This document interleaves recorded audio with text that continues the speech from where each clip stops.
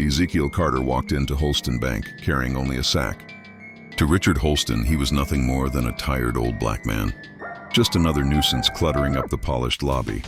The marble floors reflected laughter as clerks smirked and customers whispered, amused when Ezekiel calmly declared the bank belonged to him.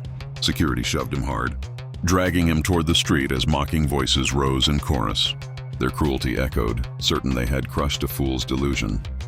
But behind Ezekiel's quiet eyes lay something none of them imagined. What began as laughter in that glittering lobby would not end in laughter, because they had just mocked the wrong man. Before we go any further, comment where in the world you are watching from and make sure to subscribe, because tomorrow's story is one you don't want to miss. The morning sun streamed through the tall windows of the Chase branch in downtown Atlanta, casting long shadows across the polished marble floor.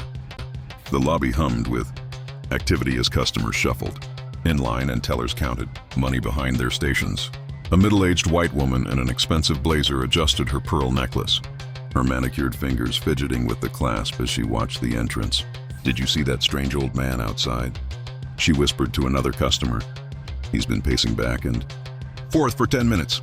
The security guards straightened their postures, hands reflexively moving to their belts as the heavy glass doors slowly opened. The whispers grew louder as Ezekiel Carter stepped inside. His weathered brown coat, patched in several places, hung loose on his thin frame.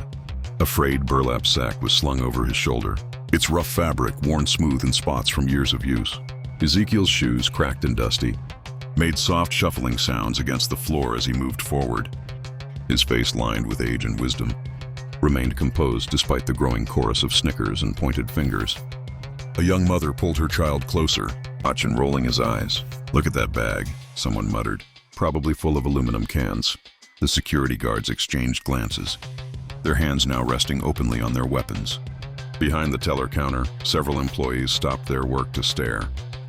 A young teller named Mariah watched with growing discomfort as her co-workers shared knowing smirks. Ezekiel reached the center of the lobby, his presence commanding attention despite his humble appearance. He stood straight, his dignity evident in his bearing, and looked around the room with clear, intelligent eyes. The murmurs continued, growing louder as he adjusted the sack on his shoulder. "This bank," he announced in a voice that carried across the marble floor, "is mine." For a moment, silence fell over the lobby. Then, like a dam breaking, laughter erupted from every corner.